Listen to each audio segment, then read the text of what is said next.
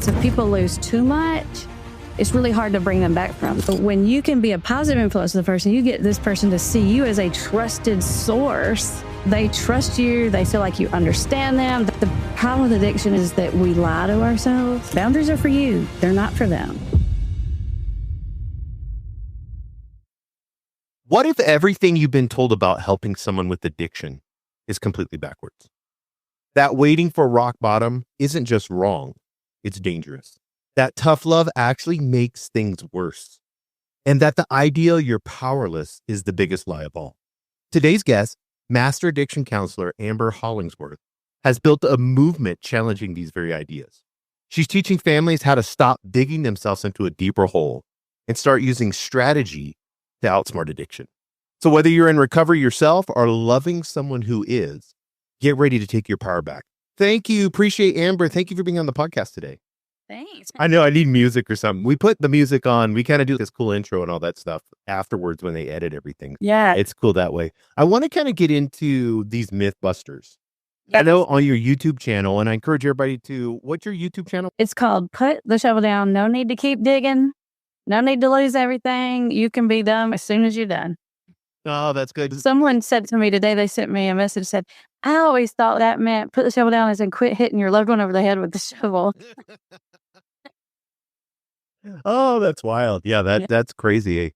I want to get into a little bit, if you don't mind, they have to hit rock bottom. I kind of want to stay there because that seems to be, everybody I talk to has that in the back of their head conversation. And I know you say that it's not just wrong, but it's dangerous. Why is waiting for rock bottom one of the worst pieces of advice you can give a family? I think it goes back to just the very nature of addiction. The definition is continues the behavior despite the consequence. That's the very definition. So people live on the streets, they lose their children, they lose their freedom, they lose their dignity, they lose their jobs, they lose their spouses, and they still keep doing it. So let me just wait until they suffer enough. It's not quite the answer, but this whole bottom thing, in my experience, if people lose too much, it's really hard to bring them back from. For example, if they've already lived on the street for a while, they get used to it. And then they're fine. And then what do you have? You don't have any leverage anymore, because if they haven't done it before, that the idea of that might be scary. But once they've crossed that line, right, they get comfortable with it. Yeah, and I know one of the things that, like when you're dealing and working with families, what do you do? So let's say I have a close friend of mine.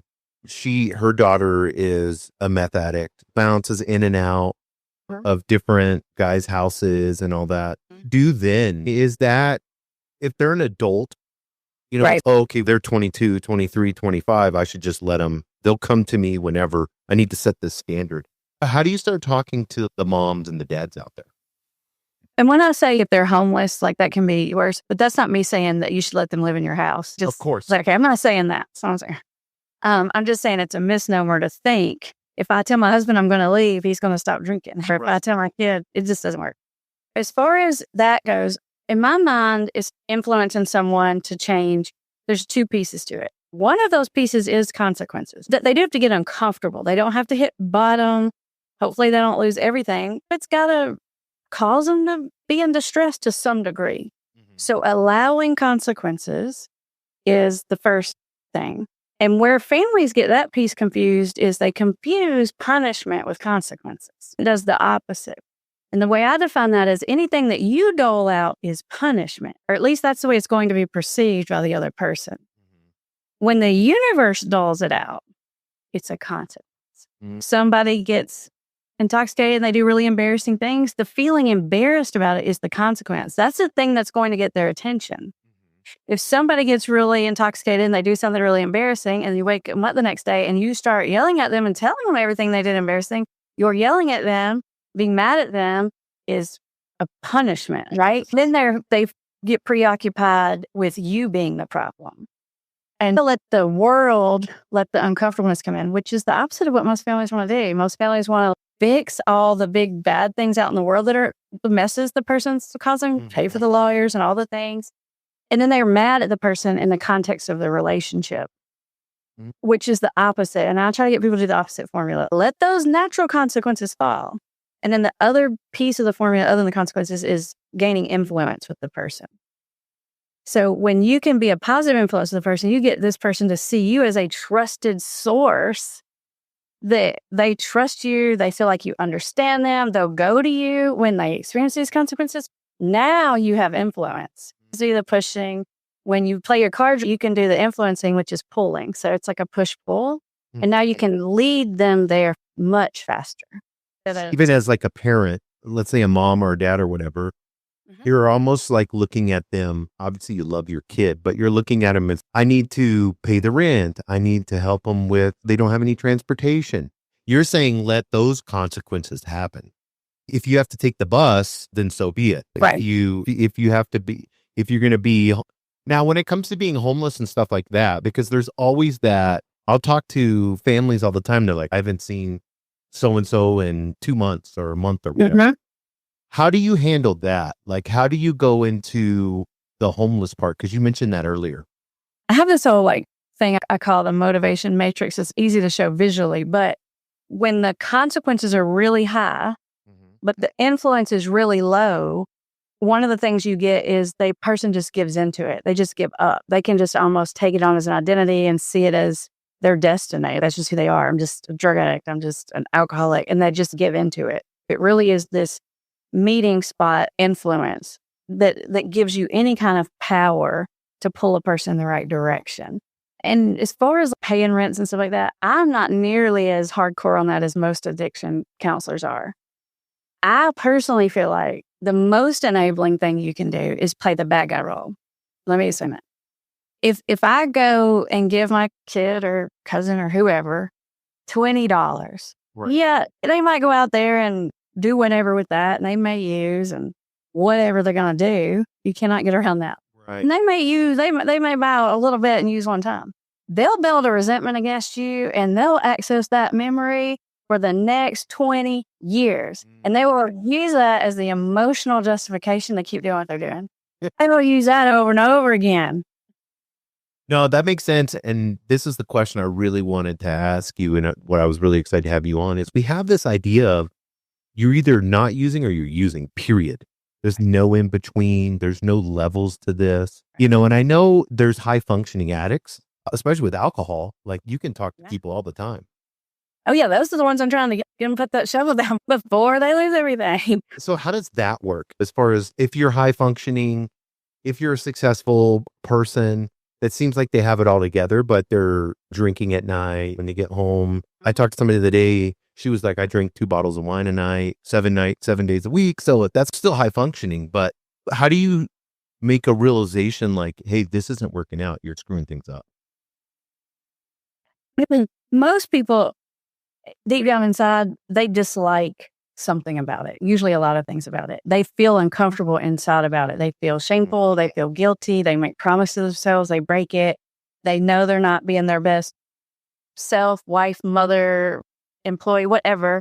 And they naturally feel terrible about that. That feeling is the consequence that's really going to get someone to change. That feeling of I'm not proud of myself.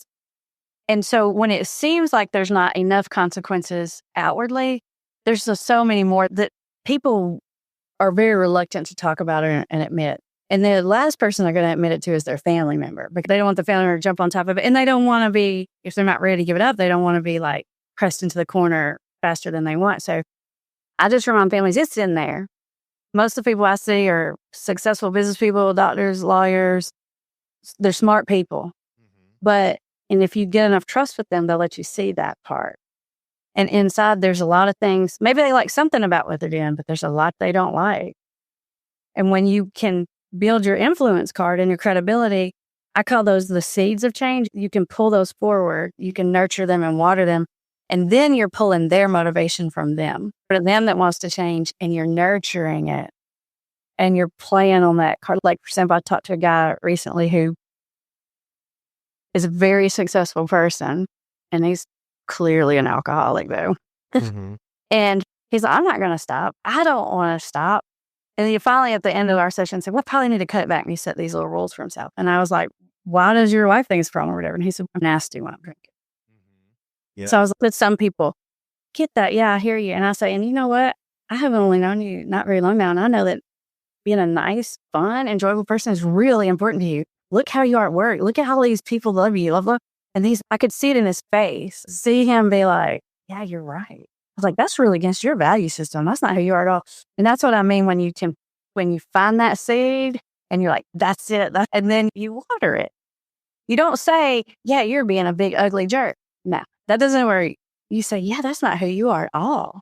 Yes. And then you're pulling that forward and you can literally watch their face. Yeah, it's so interesting because we have like business meetings sometimes and we'll have highly successful different types of people and they'll all come together and we'll meet at a restaurant or whatever, a patio, something nice.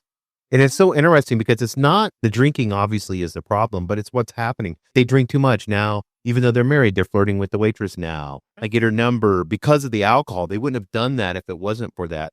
Or they order a bunch of food and they're 100 pounds overweight. It's like your ambition, like everything starts to go away and then you're causing mass amounts of trauma, not just to yourself, but to those around you. That's right. And deep down, that's the thing that really bothers people. And that feeling of just being mad at yourself or that not liking who you are or how it's making you behave, that's really the thing I think that ultimately makes people change way more than like the DUI or things, because in our minds, it's just so easy to rationalize or justify away some of those things. You know, they're just out to get people, or so-and-so just turned me in because they have beef with me or whatever. But this constant naggy feeling inside, dang.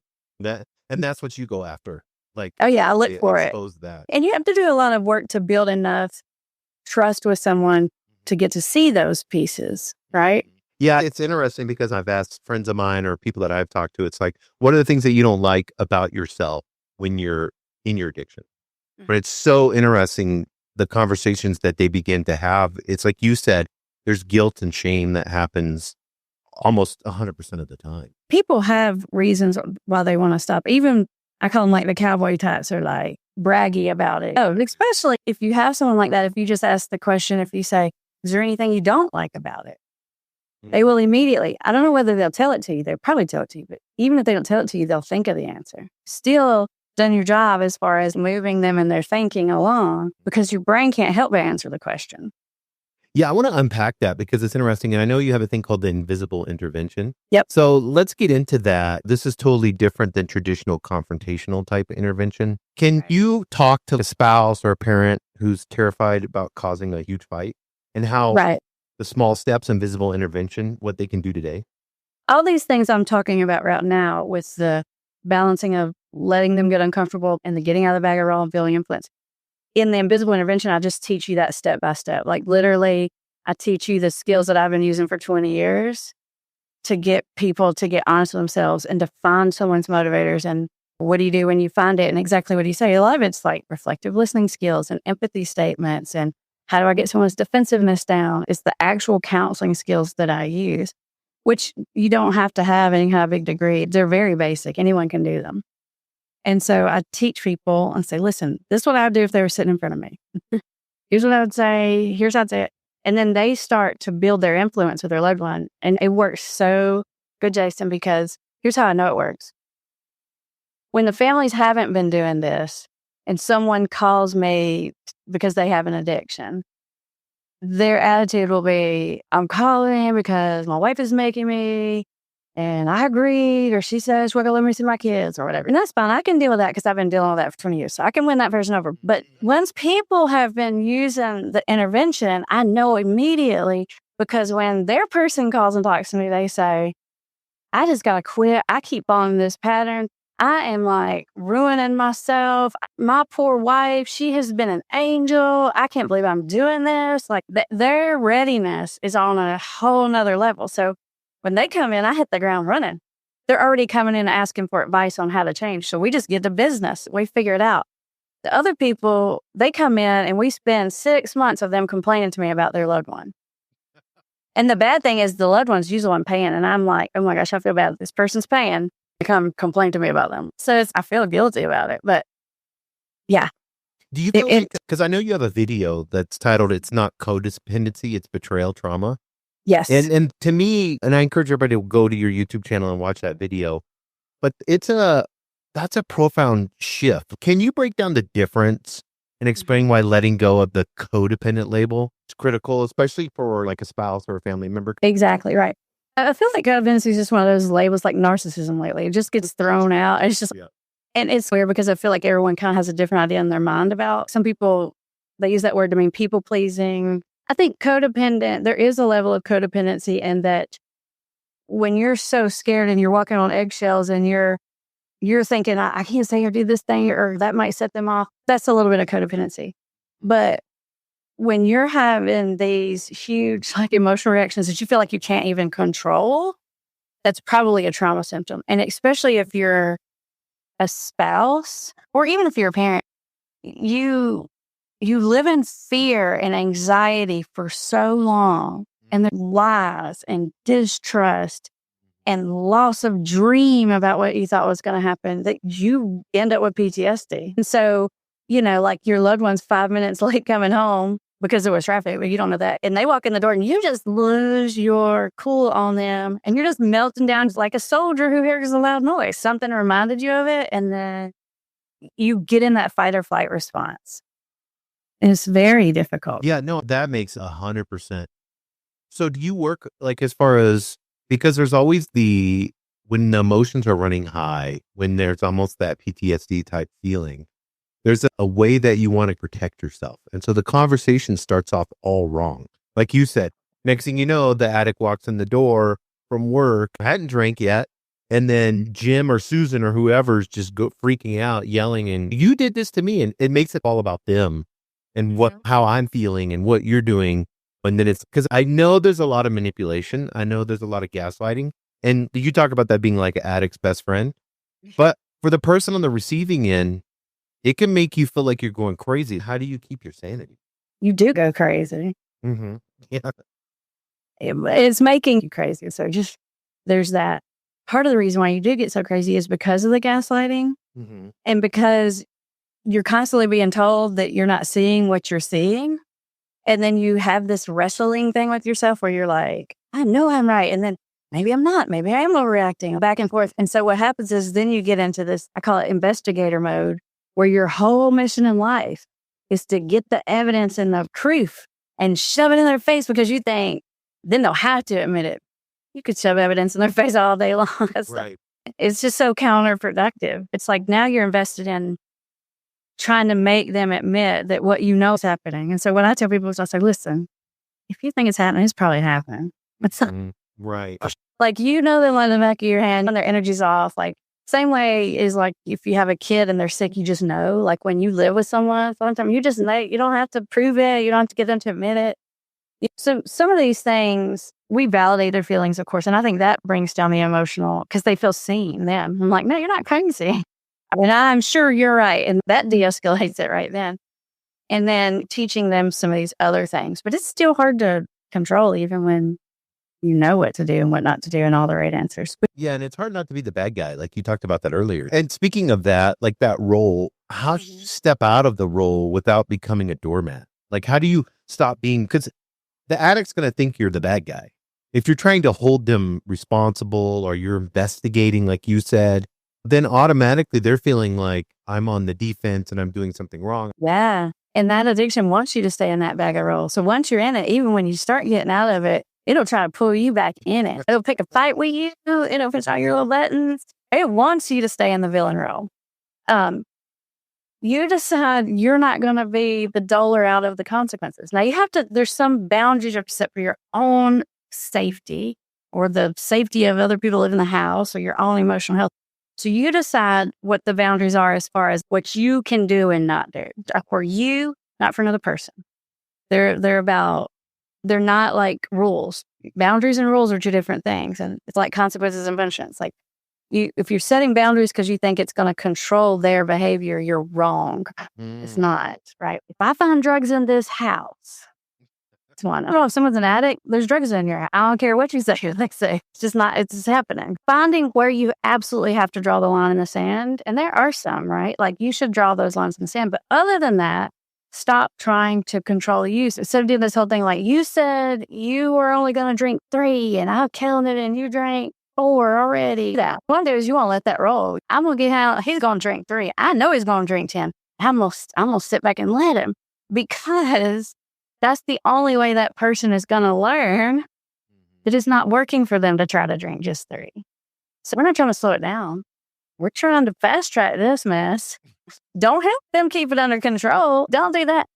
And once you shift your mind, it just feels totally different. You just go, oh, we're doing it. Yeah, exactly. And then the consequences hit. Getting up in the morning to try to make it to work, all those different things. I want to get into, because this one was really good, the sorry cycle. And I know families get caught in this cycle of empty apologies, and we don't know what to do because it's constantly, I'm sorry, I'll change. I have a good friend. Her daughter was a teenager and used drugs till she passed away. When here it's 15, 16, 17 years old, but it was constantly, I'm sorry, mom, I'll change. But nothing ever really happens. How do you spot the difference between a real apology or just excuses over and over again? There's a few ways. One is if someone's apologizing, or especially if someone's promising to change because you've caught them doing something and you back them into a corner, then it's probably just a defensive stance. Right. And I'm not saying they don't mean it. Oh, maybe it's somewhere in the gray area. I don't know. But when someone brings it up themselves or comes to you with it, the likelihood that it's genuine is really high. I know I can't keep doing this. I know it's putting you in a bad position. I know that this is not good for me.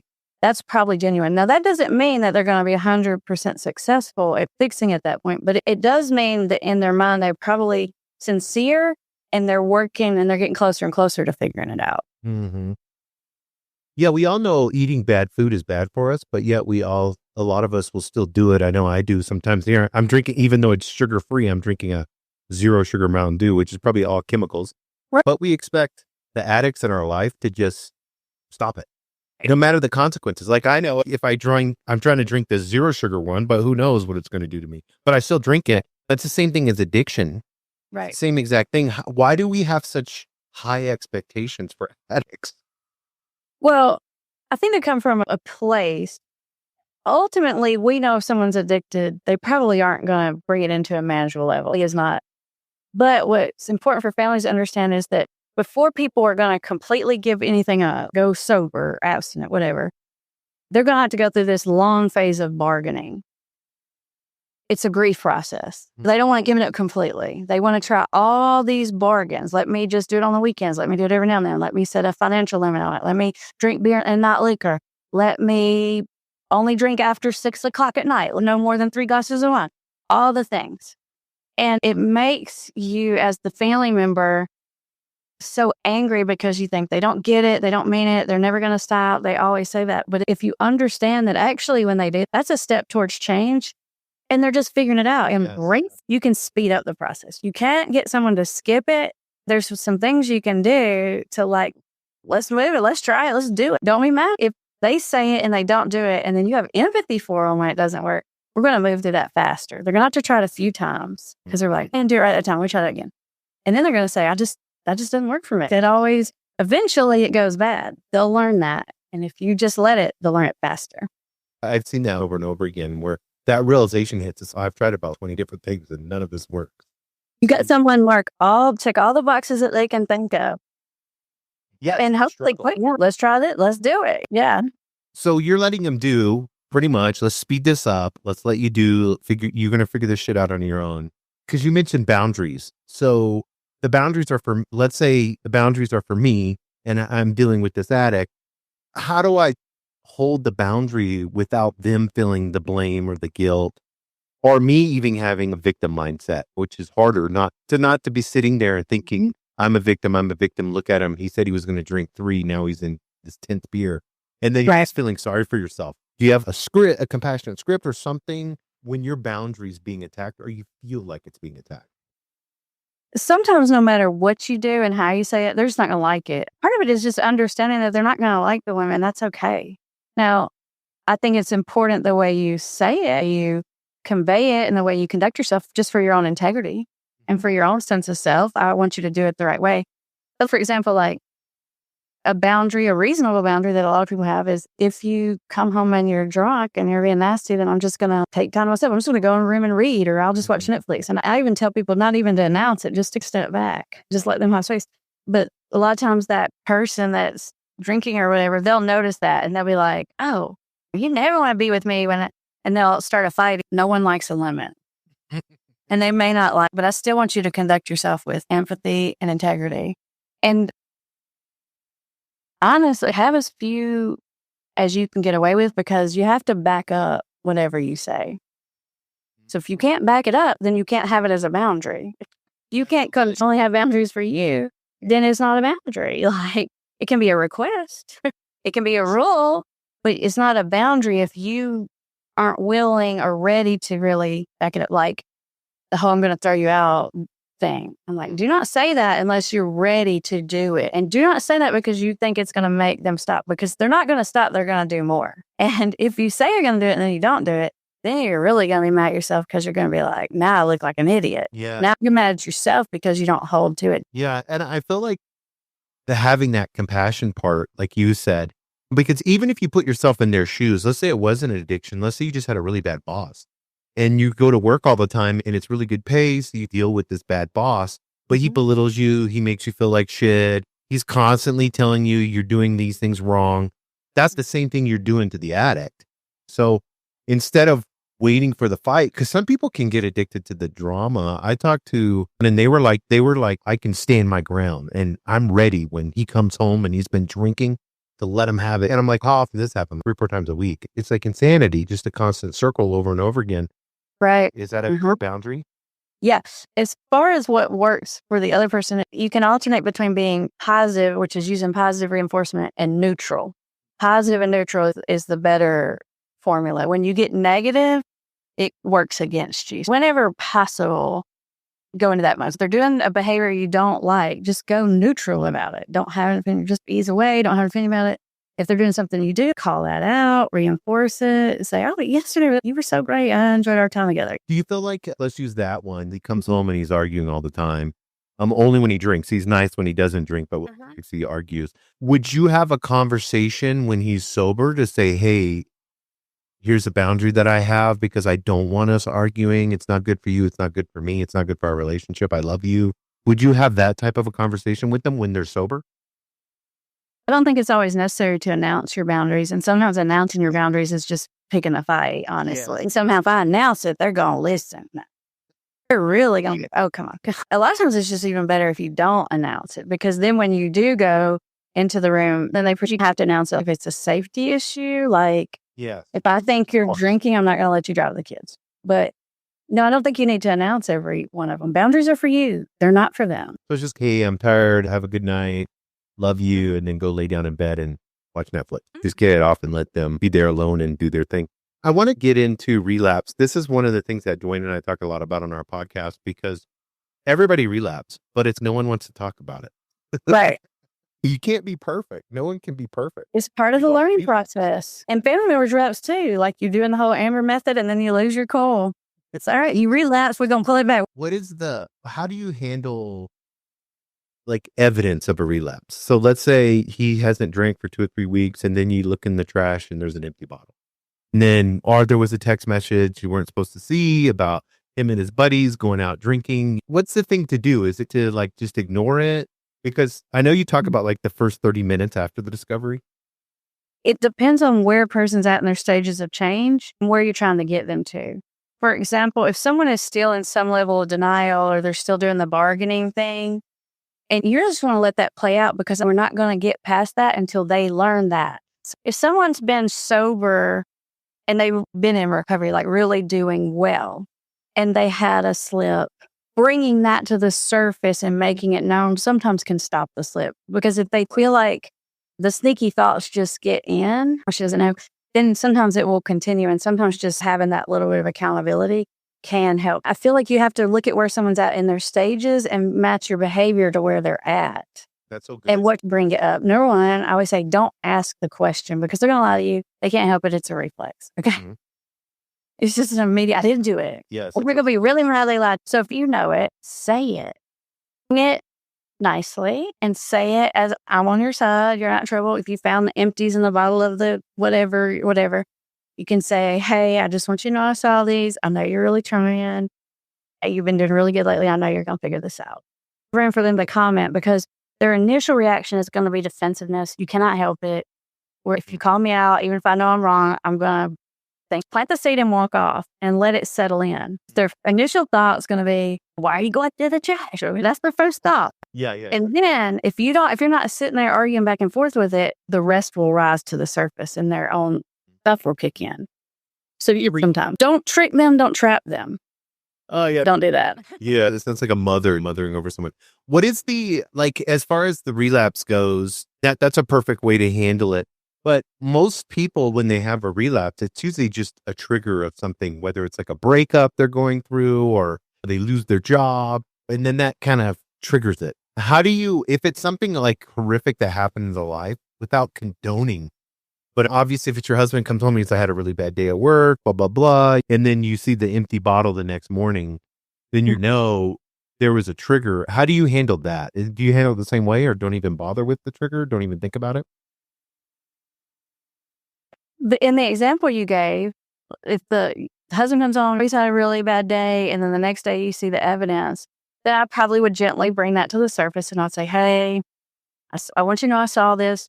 Because I encourage people who have addictions to be above board with things, but families need to be above board too, because their line is sneaking just as much. Just this whole Tom and Jerry game. Mm-hmm. I'm like, you can't be sneaking either. So you can just say, hey, I just want you to know I saw it.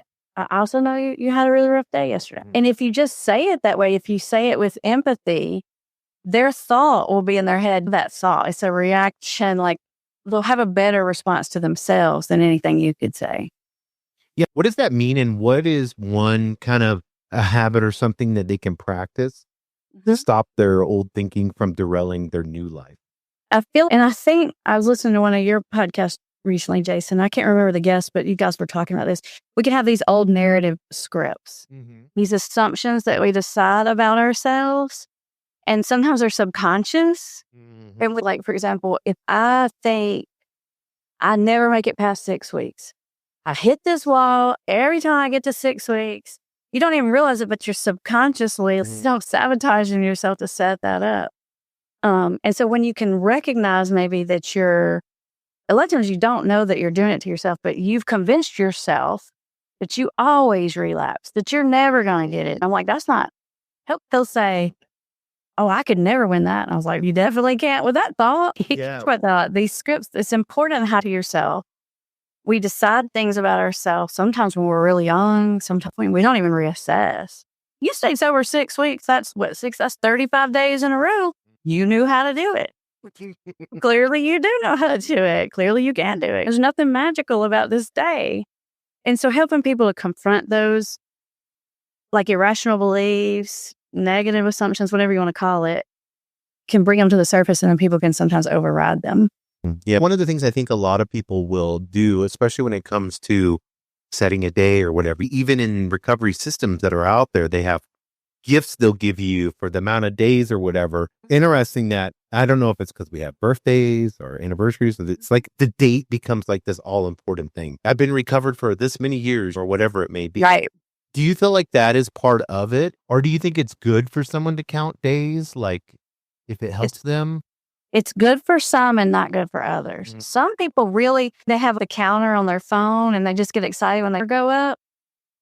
That, for that same person who it's very helpful for, it can backfire on them if they have a slip, because they'll immediately start thinking, I've screwed it all up. I get day one. Oh my gosh. And then they just feel defeated and hopeless. And immediately the way I responded to that, I'm like, no, it's you had 153 days and you messed up today. I'm not going to give you 154. But tomorrow, we're going to be on 154. Okay? Like I said, you can't undo someone's recovery. You can't unlearn what you've learned. I sort of damage control it, because the last thing you want someone to do is get in that hopeless. And it's that hopeless. So I move in and try to hit that head on. Have you ever seen it like where you've been sober 8 months out of 12 months? So that's awesome for the whole year. That means you've been sober these many 240 days. Is it just like a reframing thing? It's a reframing thing. It's how do I make meaning of what those days mean? And we can make it mean something in the positive. We can make it mean something in the negative. Then there's just a sort of other category of people that having a big number of days is a trigger for them to use, because they're like, it's kind of like when you're on diet and you're like, I've been good all week, now I have a cheat day. Same thought. Is that once you open that gate with addiction, you can't close it back. So the thought is the same. Or the thought sometimes is, this is crazy, but people will stay sober for lengths at a time to prove to themselves that they're not an addict. So it's just a test the whole time. And said, oh, alcoholic, they couldn't go 30 days without drinking, so I can still drink. So it's the meaning they're attaching to the day. No, that makes sense. And what do you think is up with why is it just old school, like this abstinence thing? Like where you either are on the wagon or you're off the wagon.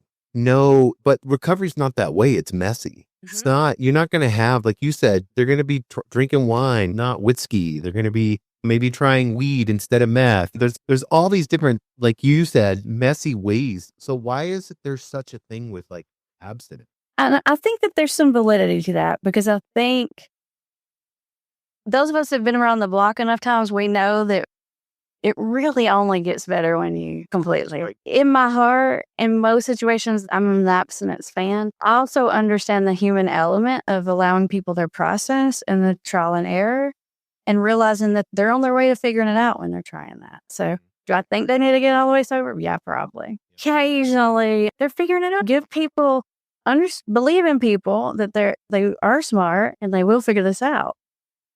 Have you done any, I'm going to ask this because I think it's something that I've been finding with addicts the more I've been talking with them, and I found this in my own life. I have a food addiction, so that was I handle alcohol. It's weird. I can handle alcohol, not a big deal. I don't like drinking because it makes me not feel good.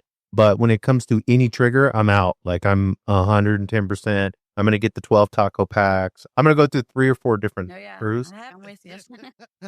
And on top of it, I'm going to make myself sick because I'm going to eat so much. The whole thing of ice cream. So I understand, obviously mine's kind of mild. The worst thing it does is make you throw up. At the same time, there's this whole idea of not feeling good enough. Why did I F this up again? And then go to the addiction. Like that's how I see it when I talk to addicts. Do you feel like it's a reprogramming of finding do you feel like it's trauma based? Is it a childhood thing that they go through? Because I have a story where I figured out that it was my childhood that caused the food addiction. Do you do that with people? Do you try to figure out what caused the addiction? I spend a lot of time with people trying to figure out what their triggers are. I don't believe that everyone who has an addiction has trauma. It's like this. If someone's addicted to nicotine, we don't think in our mind, oh, they must have childhood trauma. You smoke cigarettes long enough, you're going to have an addiction. Right. And that's just the truth of addictive things. If you drink long enough, if you put an addictive substance in your body long enough, you're going to develop a dependency on it. It's just the way it works. It's just the way our bodies are supposed to work. And so I don't think that everyone does have trauma. However, if you do have trauma, your level of uncomfortableness is much higher than other people's. And so the idea that you might be seeking some sort of self-soothing increases. The fact that you might grab onto something faster. Right? But I don't care if you've had it or not. If you put it in long enough, you're going to get a problem. Yeah, that's so cool because I was addicted to nicotine for a long time. The pouches and all that stuff. But I never thought, this is the food. I found that it was because my family argued a lot and we would go to fast foods because we were extremely poor. And so that any type of trauma was always my family would make up for it with food. Trained you behaviorally almost. Yeah. Yeah. It was like a behavior thing. Anything bad, food will make it better. And then our house was full of everything. We were raised super poor. So our house was full of everything. Yeah. Colors. I relate to that. So I lived off of sugar. Yeah. When I see people and I talk to people, but that's so interesting. I never even thought about that. It's, hey, these nicotine pouches, you weren't beat when you were a little kid. You just happened to take them. That makes so much sense. For example, in the story that you just told, even if you took out the part about when bad things would happen, we'd go to McDonald's to feel better. Even if you took that out and just let the other pieces in, which I grew up in a house like that too, you develop that sugar addiction. So you might not have been behaviorally think you still would have come out with dependency. Yeah, I just noticed if I had went through a relationship and I broke up with a girlfriend or something, I would just binge eat. So I knew that there was some connection. If I got really scared or nervous, I would just eat a bunch. So over and over again, I could see that. It's a pattern, right? Right. Yeah. I want to kind of get into it. I want to We're closing up on the hour here. So I know you have an article that says you can overcome addiction on your own.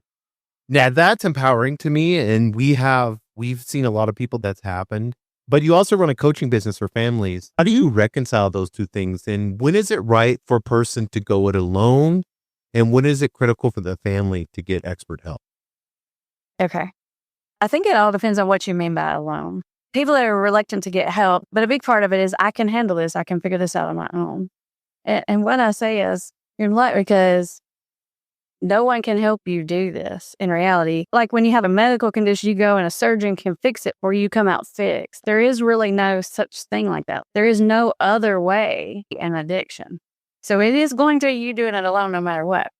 Now, you can expedite the process by getting some people, some advisors on board. Like, for example, I could figure out how to build a house or something eventually. And I could figure that out, or I could just at least hire a consultant to tell me what's the fastest way and then maybe help me avoid some pitfalls. It's not me saying don't get help. It's me saying, yeah, you're going to do this alone because I can't do it for you. If I could, I would. We can't do it for someone else. It is you. And so a lot of it's just about confronting that thought of I can do it myself. The other reason why it's helpful to have, and it doesn't matter to me how you get these other people, or they don't have to be sponsors. They can be counselors, coaches, friends, church leader, whatever you want them to be.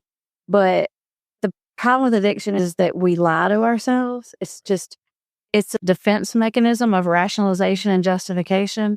And so I think it's important to tell someone that you're doing it, because if you try to just like recover in secrecy, it's just really hard to hold your own self accountable because we trick ourselves. Right, correct. So I do think that it is important and helpful to have some other people on board. I just don't know that you have to go to treatment. I mean, you don't necessarily, sometimes you do, but you may not necessarily have to go to 90 days of treatment. You may not necessarily have to go to 12 step. There's some sort of things I think you need to do to help, but I don't know that you have to do that whole full course thing. No, that makes sense. Yeah. That, like having a coach, I never understood why it wasn't more prevalent. Having it would be so much easier. Let's say you're dealing with somebody like a high functioning alcoholic. It'd be so much easier to do Zoom calls and have a conversation, and then you could do it in the privacy of your own home, because next thing you know, you don't want to be like going to some meeting, which we encourage. Do whatever you need to do to get covered. If meetings are great, that's awesome. If being a part of your program, that's awesome. Whatever it may be. But I think at the end of the day, that realization had to come in my mind. Right. I've talked to Dwayne after years and years of him using drugs and alcohol. He had to have the epiphany, that moment. I'm not doing this anymore. Yeah. So it's getting a consultant. And I deal a lot with real high functioning people who a lot of times don't want to go to any kind of group setting for a lot of some valid reasons, but they might be willing to talk to a coach privately. Yes. You know. Yes. And especially a coach because you don't get a diagnosis. No one's going to know it. Like there's just some ways that if you're a family member and you have a loved one, like this might be a much more digestible option. Mm-hmm. You got to know your loved one and be like, are they going to worry about their reputation? Right. Just like, they're going to know what options to throw out there based on the person and when to throw them. I think it's so important too, because I was in Somalia, Bosnia, and Haiti in the Marine Corps, saw a lot of shit. So I got labeled as PTSD. A living hell for me would be, and I use the VA and they have like grade and we do Zoom calls and stuff like that. A living hell for me would be me sitting around a group with other veterans and them talking about their 20 years, I did this and I was involved in this and I'm introverted too. So I don't want to meet new people. I don't want to sit around in a circle. I don't want to talk about the shit. So I get it like 100% if somebody's that way. And just because someone's that way doesn't mean that they don't want to change, or they are not really there's legitimate just personality things, likes and dislikes, preferences, introvert, extrovert. You got to take all that into consideration with people. Yeah, that's so good. Thank you for putting that out there. I want to ask one last question. After 20 years in this field, help thousands of families, if you could permanently erase one single word or phrase from the entire vocabulary of addiction recovery, what would it be and why? Probably it would be the whole you're powerless thing, whether the addiction or the family member. There's so much you can do. I understand why they say it, why it's in the lingo. What they're really trying to say is you're not going to manage it well. You're not going to find a balance. That's why they say it. But it gives the wrong impression sometimes. Amber, thank you for sharing so much wisdom and hope with us today. It was thanks for having me. Yeah. Yeah. And if anything talked about today resonated with you, I want you guys to find Amber on YouTube. I want all of my listeners to subscribe to her channel. And then also check out your Family Recovery Academy. Is that what it's called? Yeah. Do you have a website for that? That is our website. It's called familyrecoveryacademy.online. Oh, okay. YouTube is the best place to find me. Yeah. Whatever angle you're coming at it from. Just put the show. It's on. Yeah. Awesome. Perfect.